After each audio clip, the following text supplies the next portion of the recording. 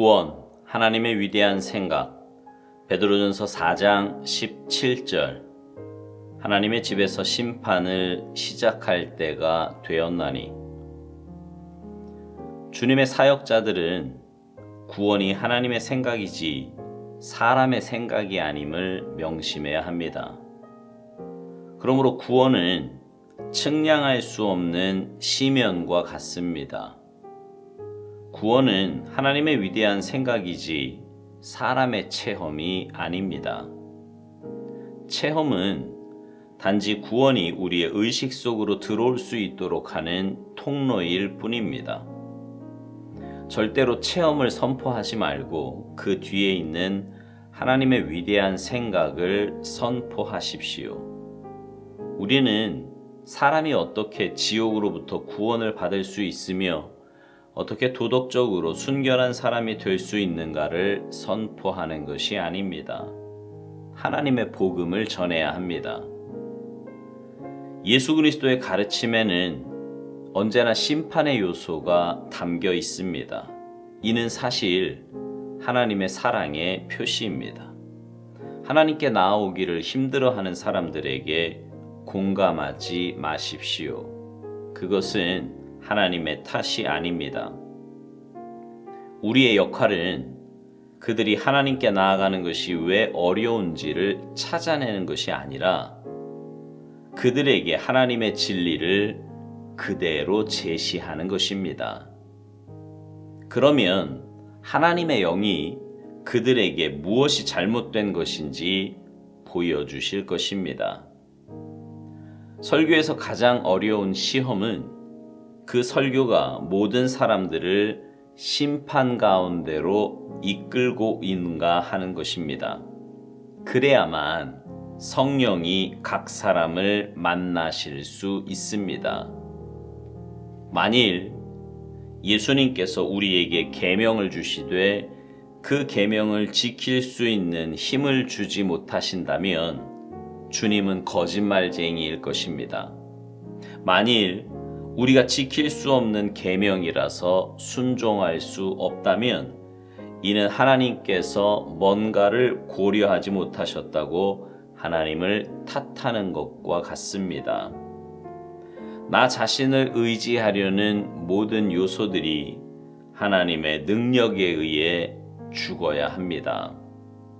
나 자신의 연약함을 인식하고 하나님만을 의지할 때 성령께서 그분의 능력을 드러내실 것입니다.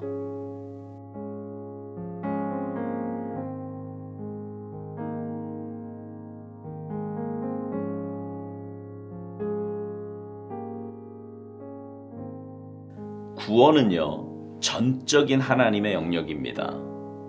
이것을 오스왈드 목사님은 구원이 하나님의 생각이라고 말합니다. 그래서 구원은 측량할 수 없는 시면과 같다고요. 그 구원을 받을 때 사람들마다 체험하는 것이 다릅니다. 어떤 사람은 말씀을 듣다가 하나님의 음성을 듣기도 합니다. 어떤 사람은 기도 가운데 회개가 터지고 성령님이 임하시는 체험을 하기도 합니다. 어떤 사람은 찬양하는 가운데, 또 어떤 사람은 자연 가운데서, 또 어떤 사람은 큰 사건을 통해서 하나님을 만나기도 합니다. 이런 모든 일들을 통해 살아계신 하나님을 만나고 그분을 인생의 주인으로 모시고 구원의 반열에 오르게 되는 것입니다. 그런데 이런 체험들은요, 오스왈드 목사님의 표현대로 구원이 우리의 의식 속으로 들어올 수 있도록 하는 통로일 뿐입니다. 그러니 그런 체험이 내 신앙생활의 중심이 되어서는 안 됩니다. 체험은 체험이고 진짜 중요한 것은 하나님의 위대한 생각, 하나님의 뜻, 하나님의 마음입니다. 그것이 가장 잘 나타나 있는 곳이 말씀이고요. 그래서 우리는 하나님의 말씀을 선포하며 그 말씀을 증거하는 삶을 살아야 하는 것입니다. 이것을 오스왈드 목사님은 우리가 선포하지 말아야 할 것과 선포해야 할 것을 나누어 설명하는데요. 선포하지 말아야 할 것은 사람이 어떻게 지옥으로부터 구원을 받을 수 있으며 어떻게 도덕적으로 순결한 사람이 될 수 있는가라는 것입니다. 반면에 선포해야 할 것, 전해야 할 것은 복음이라는 거예요. 복음. 종합해 보면 우리가 선포하고 전해야 할 것은 복음이고요. 하나님의 생각, 하나님의 말씀이지 다른 어떤 체험이나 방법론적인 것을 선포해서는 안 된다는 것입니다. 사실 사람이 듣기에도 좋고요. 뭔가 더 관심을 갖게 되는 부분은 아마도 체험이나 방법론적인 것들이 아닐까 싶습니다. 그런 것들이 재미도 있어 보이고요. 또 내가 하기에도 좀 더 쉬워 보일 수 있기 때문입니다. 반면 뭐든지 원론적인 이야기는 지루할 수 있고요. 실천적인 부분을 찾기도 어려워 보입니다. 그럼에도 우리는 복음만 전해야 합니다. 이건 설교자에게 있어서도 늘 있는 유혹입니다. 무슨 말이냐 하면 목회자도요. 교인들을 듣기에 정말 좋은 말씀, 축복의 말씀, 위로의 말씀 이런 것만 전하면 좋겠다는 생각이 들 때가 있습니다. 특별히 삶의 아픔과 고난을 가진 성도들이 있는 것을 상담이나 기도 제목을 통해 알게 될 때면 더욱 그렇습니다. 그러나 그렇게 하는 것이 결코 그 사람의 삶이나 영혼에 도움이 되지 않는다는 것을 잘 알기에 하나님의 말씀을 올바로 전해줍니다. 그리고 원론적인 이야기, 하나님 말씀에 나오는 이야기를 가감없이 전합니다. 오스왈드 목사님 말대로 예수님의 가르침에는요, 언제나 심판의 요소가 있습니다. 하지만 그것이 우리를 향한 하나님의 사랑의 표현이에요. 심판이 있음을 알아야 우리 모습을 보게 될 거고요. 우리 모습을 봐야 주님의 도우심과 은혜가 절실히 필요함을 깨닫게 될 것이기 때문입니다. 말씀을 전하다 보면 하나님 말씀에 불편해하는 분들이 있습니다. 실제로 우리 교회 처음 오신 분들 가운데 1, 2년 안에 말씀이 힘들어 교회를 떠난 분들도 있었습니다. 가감없는 하나님의 말씀 앞에서 내가 변해야 되는데 그게 불편하고 싫었던 거지요. 오스왈드 목사님은 하나님께 나아오기를 힘들어하는 사람들에게 공감하지 말고 하나님의 진리를 그대로 제시하라고 말합니다. 하나님께 나아오기를 힘들어하는 것이 하나님의 탓도 말씀 탓도 아니라는 거지요. 우리의 역할은 그들이 하나님께 나아가는 것이 왜 어려운지를 찾아내는 것이 아니라 하나님의 진리를 그대로 제시하는 것이라고 말합니다. 사실 말씀 앞에서 힘들어하는 분들에게는 뭐라고 할 말이 없습니다. 하나님의 말씀이 분명히 맞는데 자신의 삶이 그렇지 못한 것에 대해 갈등하는 것이니 그것은 하나님과 그 사람 사이에 해결해야 될 문제이지 다른 그 누구도 간섭하거나 해결해 줄 수 있는 문제가 아니기 때문입니다. 우리가 할 일은 그저 올바른 하나님의 말씀만 전하는 거예요. 깨우치시고 고치시고 역사하실 분은 하나님이십니다.